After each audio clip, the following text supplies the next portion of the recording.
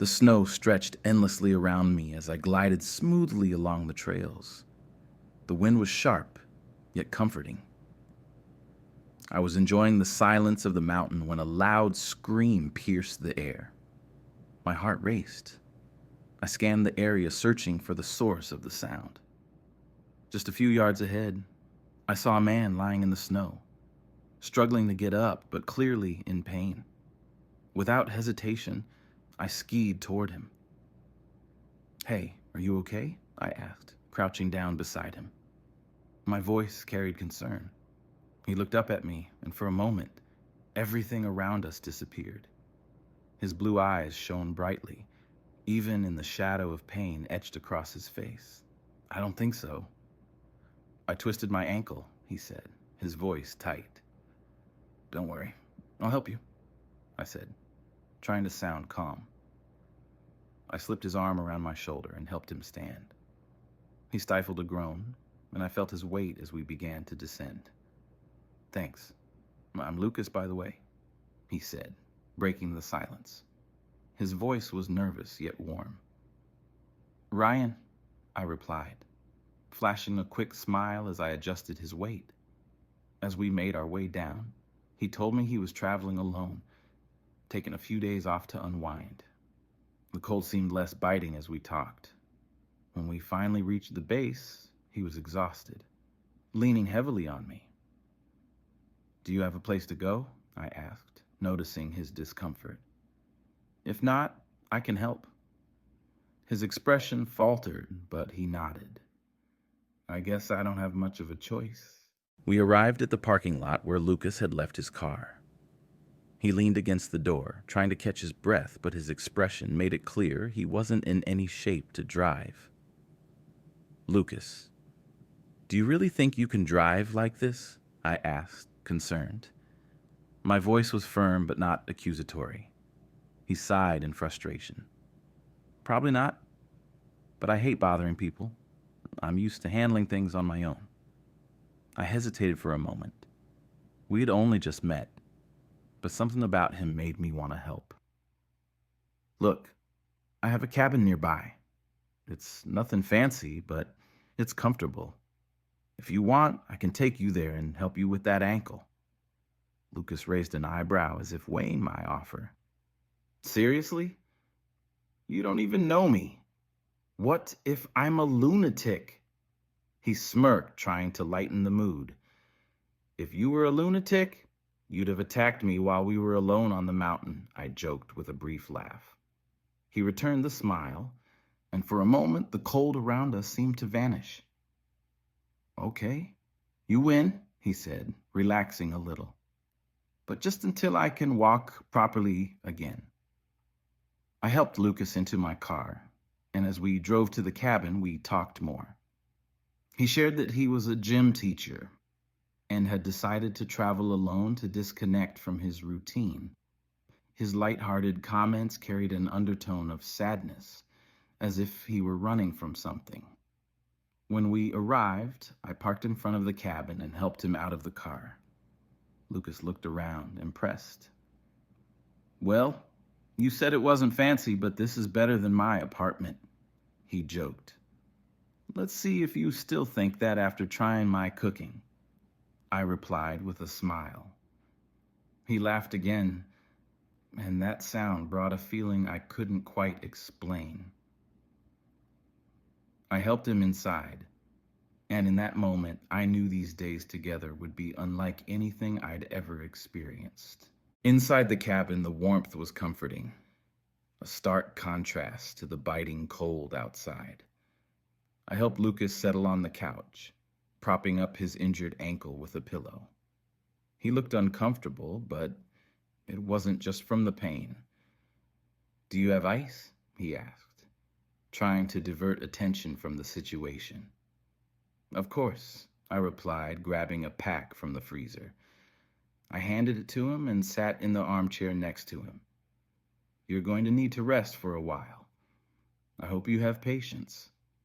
He chuckled softly, pressing the ice to his ankle. I'm not exactly great at sitting still, but apparently I don't have a choice.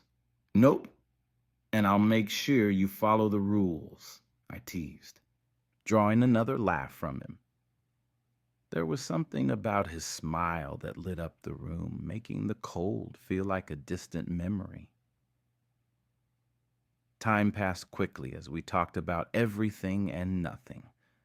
Lucas had an ease about him that made me forget everything else. He shared stories about his childhood, his students, and even a few past relationships. I listened intently, absorbing every detail. "And you?" he asked suddenly. "Do you live here alone? Or are you running from something too?" The question caught me off guard. "A bit of both, maybe," I admitted, hesitating. "I like the solitude, but sometimes it feels heavier than it should." Lucas was quiet for a moment, thinking over my answer. His gaze settled on the fire, but it seemed like he was looking at something much further away. "I get that," he finally said. "I guess we're all searching for something, even if we don't know what it is." There was a pause, a comfortable silence. For the first time in a long while, I didn't feel the need to fill the empty space. Just being there with him felt enough. When night fell, I made a simple soup and brought it to the couch. Lucas accepted it with a grateful smile. "If you hadn't found me on that mountain, I'd probably be screwed right now," he said, his tone a mix of gratitude and reflection. "Well, I guess the universe puts us in the right place sometimes," I murmured, avoiding direct eye contact. But in that moment, I began to realize that maybe this right place was leading to something deeper than I'd imagined. After dinner, the fireplace cast a soft, warm glow across the cabin. Lucas was reclined on the couch, his injured ankle still propped up, while I sat in the armchair nearby, holding a mug of hot tea. It was one of those quiet moments where words weren't necessary, yet it felt like something was waiting to be said. "Ryan," he began, his voice breaking the silence, "why are you here alone? I mean, it's a beautiful place, but you don't strike me as someone who enjoys solitude." The question was direct but not intrusive. I hesitated, taking a sip of my tea before answering. I guess I just got used to it. It's easier than dealing with other people's expectations. Living here gives me peace, even if it does get a little lonely sometimes. Lucas didn't respond immediately. He stared at the fire, his expression thoughtful, as if weighing his own words. "I get it," he finally said. "Running away is easier than facing certain things. That's why I'm here, actually." His honesty caught me off guard. "What are you running from?" I asked gently, not wanting to push too hard. He sighed, running a hand through his hair. "My life is complicated. I've always done what people expected of me. Chose careers, relationships, even hobbies just to keep others happy. Coming here was the first decision I made just for myself." My chest tightened. His words felt so familiar, so close to my own experience. I wanted to say something comforting, but before I could, he turned to look at me, his blue eyes searching mine. "Have you ever wondered what it would be like to just let go? To stop worrying about the consequences or what others might think?" he asked, his voice soft but steady. My heart quickened. "Yeah," I admitted, my voice barely above a murmur. "But I've never had the courage to do it." Before I could say more, Lucas leaned in slightly, the space between us shrinking. His gaze flicked to my lips as if seeking permission. Then, without warning, he kissed me. It was unexpected, but in that moment, nothing felt more right. His lips were warm and firm, and the kiss carried a mix of uncertainty and desire. When he pulled back, I was at a loss for words. "Sorry," he whispered, looking away, but he didn't move further. I don't know what came over me. I took a deep breath, trying to process what had just happened. "Don't apologize," I said softly. "Sometimes what we need is right in front of us." Lucas looked back at me, and this time there was something different in his eyes, a mixture of relief and fear. It was as though he'd finally crossed the line he had always been too afraid to approach. From that night on, something shifted between us. The invisible walls we had built around ourselves were gone. Lucas seemed more at ease, as though he had finally allowed himself to embrace the moment. But there was still something in his eyes, a blend of happiness and uncertainty that I couldn't quite decipher. We spent the next few days exploring this new connection.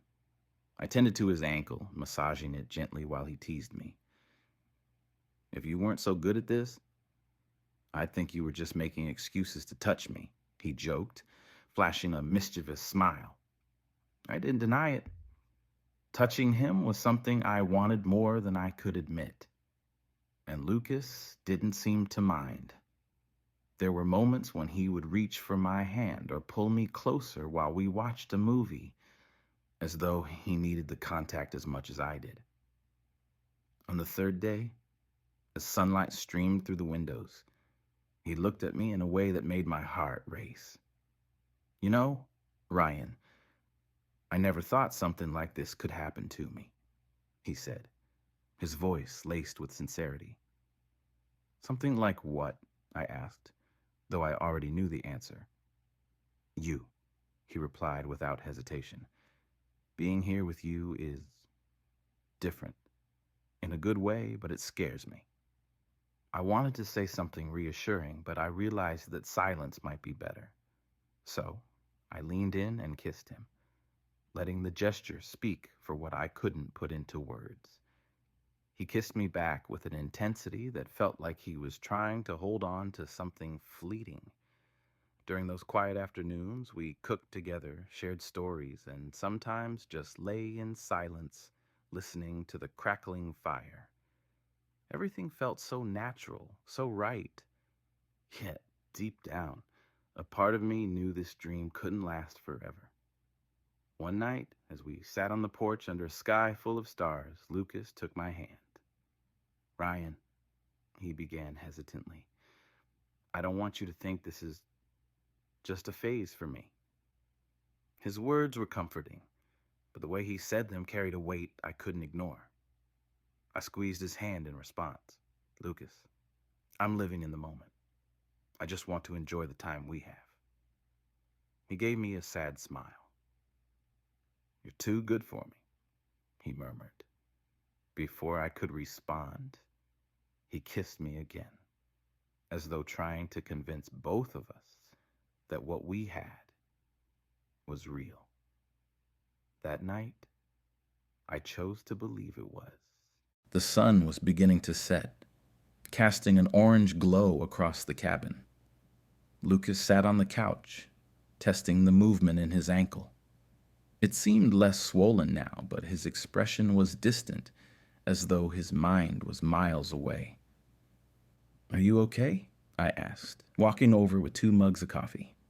I set one down on the table beside him and took a seat in the armchair. He sighed, picking up the mug but not drinking from it. "I think so. I'm just overthinking things as usual." I waited, giving him the space to continue. After a long pause, he finally spoke, his voice quiet but steady. "Ryan, I don't know how to explain this, but all of this is so new to me. I mean, being here with you, feeling this." "You don't have to explain," I said gently, trying to ease his anxiety. "We're just living in the moment, right?" He shook his head, disagreeing. "It's not that simple. I've never seen myself like this before. I'm not, you know, I'm not like you." The word stung, but I tried not to show it. Lucas, you don't have to label anything. What matters is what we're feeling right now, not what anyone else thinks we should be. He looked at me, a mix of gratitude and sadness in his eyes. That's what scares me. I don't know what this means for me. You're amazing. And I've never felt this comfortable with anyone, but I don't know if I can handle what this means. I took a deep breath, trying to stay calm. No one expects you to have all the answers right now. I certainly don't. But what we have here is real, and that should be enough. Lucas turned his gaze back to the fireplace, his face illuminated by the flickering light. I want it to be enough, but in my head, there's this voice telling me this can't last, that in the end, I'll mess it all up. I moved closer, taking his hand in mine. Lucas, whatever happens, I want you to know that these days with you mean everything to me, no matter what comes next. He tightened his grip on my hand, his eyes glistening with conflicting emotions. You're the best thing that's ever happened to me, Ryan. I just hope I don't let you down. In that moment, I realized that despite all the passion we shared, there was a part of him I could never fully have. A part of him that was too afraid to stay. The atmosphere in the cabin had shifted. Lucas was moving more easily now, his ankle nearly healed. But with his physical recovery came a growing distance between us. It was as if he were preparing himself for something he didn't want to face. While making breakfast, I felt his presence behind me. "Need any help?" he asked, his tone casual, though there was a tension beneath it. "No, it's almost ready," I replied without turning. I could sense that he wanted to say more, but he didn't push. When we sat down to eat, the silence between us was almost unbearable. "Ryan," he said finally, setting his fork down, "I think I'm ready to drive back tomorrow." His words hit me like a punch to the chest, but I tried to keep my expression neutral. "I see," I said quietly. "You've decided then?" He nodded slowly, avoiding my gaze. "I don't want to go, but you know how it is. I have a life outside of this. People who expect things from me." "People or expectations?" I asked, my voice sharper than I intended. He flinched slightly but met my eyes. "Both," he admitted, his tone honest but conflicted. "I don't know how to live this outside of here. What happened between us was incredible, but I don't know if I can be this guy when I go back." I swallowed hard, trying to process his words. Part of me wanted to scream, to beg him to stay, but another part knew it would be pointless. Lucas had already made his choice. "All right," I murmured finally. "If you think this is the right decision, who am I to stop you?" Lucas's eyes filled with sorrow. "Ryan, you deserve someone who can give you everything. I wish I could be that person, but I don't know if I can." The conversation ended there, leaving a heavy silence between us. I spent the rest of the day trying to prepare myself for his departure, but deep down, I knew no amount of preparation would be enough, because despite everything, a part of me still hoped he might change his mind. Morning came faster than I wanted, bringing with it the inevitability of goodbye. Lucas had packed his things, and his ankle was healed enough to drive. He stood by the door, his bag slung over his shoulder, while I fought to keep my emotions in check. "Are you sure you're ready to leave?" I asked, trying to sound casual. My voice came out steady, but inside, I was falling apart. Lucas hesitated, gripping the strap of his bag tightly. "Yeah," he said at last. "I think it's time." I nodded slowly, trying to accept his decision. But it wasn't easy. Everything in me wanted to ask him to stay, but I knew it would be futile. Lucas had made up his mind. "Ryan," he said, his voice heavy with unspoken emotion, "I want you to know that these days here were more than special to me. You made me feel something I didn't think I was capable of." I tried to smile, but my throat tightened. "You were special to me too, Lucas. More than you know." There was a pause as he seemed to search for the right words. "I wish I were different," he admitted finally. "I wish I could give you more, but you can't." I finished for him, my voice soft. "I understand. I don't blame you for that." He stepped closer and hugged me. It was a long, heavy embrace, filled with everything neither of us could say. When he finally pulled away, his eyes were shining, but he quickly looked down. "Take care, Ryan," he said, opening the door. The morning chill swept into the cabin, but it wasn't as cutting as the emptiness he left behind as he stepped out. I stood there, watching as he climbed into his car and started the engine. He glanced at me one last time, as if he wanted to say something, but instead, he just waved and drove away. The cabin felt quieter than it ever had. All that was left were memories, each one so vivid it hurt. And even though I knew he had to go, I couldn't shake the feeling that I'd lost something irreplaceable. The days after Lucas left were a blur of emptiness and silence. The cabin, once filled with warmth and laughter, now felt unbearably quiet. Every corner seemed to hold a piece of him. His laughter, his touch, the way his eyes lit up when he smiled. It was like he was still here, yet impossibly out of reach. On the first day, I sent him a text. Just something simple. "Did you make it home okay?" I waited for a response that never came. Hours turned into days, and the absence of any reply was louder than words. It was as if he had vanished, swallowed up by the life he had chosen over us. By the third day, I tried again. "Lucas, I hope you're doing well. Just wanted to check in." More silence. The realization began to sink in. He wasn't going to answer. It wasn't out of cruelty, but out of fear or perhaps denial. Still, the void it left behind was agonizing. Nights were the worst. Sitting by the fire, I replayed every moment we'd shared. From the first time I saw him in the snow to the nights we spent wrapped up in each other. His voice still echoed in my mind, but now it felt distant, like a song fading into the background. Desperate to hear his voice, I called him. The phone rang twice before going straight to voicemail. Hearing his recorded message was like a punch to the gut. I hung up before leaving a message, not wanting to seem desperate, even though that's exactly how I felt. I began to question everything.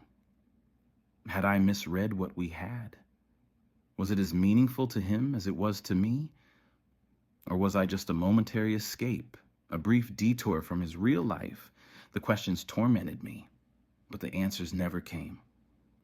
By the end of the week, I forced myself to face the truth. Lucas wasn't coming back. Not to the cabin, not to me. What we had, as beautiful and intense as it was, had been just a fleeting chapter in his story. For me, it was everything. For him, it was just a moment. Still, I couldn't bring myself to regret any of it. Because even in the silence, even in the heartbreak, I knew what we had was real. It was brief, but it was ours. And that would have to be enough. Weeks turned into months, and the snow began to melt, signaling the end of the season. The cabin, once a haven of peace, now felt like a prison of memories. Every creak of the floorboards, every flicker of the fire brought back flashes of Lucas. His laughter, his touch, his blue eyes filled with emotions he couldn't name. While cleaning one afternoon, I found his jacket hanging in the closet. I held it for a moment, the faint scent of him still lingering on the fabric. It was bittersweet, a tangible reminder of everything we'd shared and everything I'd lost. With trembling hands, I placed it back, knowing I couldn't bring myself to part with it. The days grew longer, and I knew it was time to leave. Staying here, surrounded by memories, wasn't helping me heal. Packing my things, I felt the weight of the silence pressing down on me, but I also felt something else, a faint flicker of acceptance. On my last night in the cabin, I sat on the porch under the stars, just like we had done together. The night was still, the air crisp. I thought of Lucas, of his smile, of the way he held me like he didn't want to let go, even though he ultimately did. I didn't blame him anymore. I realized that he was fighting battles I couldn't see, tied down by fears I couldn't fix. What we had was real, but it wasn't something he could carry with him. And as painful as it was, I had to let him go. As the first light of dawn crept over the horizon, I closed the cabin door behind me for the last time. The road ahead was long and uncertain, but I knew I couldn't stay frozen in the past. Lucas had taught me something, even in his absence, that I was capable of loving deeply, of connecting in ways I never thought possible.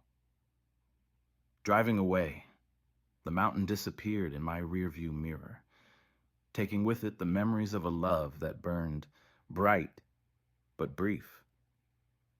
And though it hurt, I knew those moments would stay with me forever, like scars that reminded me of the beauty in vulnerability. What we had was a dream, intense, fleeting, and unforgettable. And sometimes, that's all love is meant to be. Sometimes, the most beautiful connections in life are also the most fleeting. Ryan and Lucas shared something real, something that left an imprint on their hearts forever. Yet, not all love stories are meant to last. This tale reminds us that love, even when brief, has the power to teach us about vulnerability, courage, and the beauty of living in the moment. Have you ever experienced a love that felt perfect but wasn't meant to be? If you enjoyed this story, don't forget to subscribe to the channel and leave a like on this video. In the comments, share your thoughts and rate the story from 1 to 10. And if you know of a similar story or have one of your own that could inspire the next video, let us know. Who knows?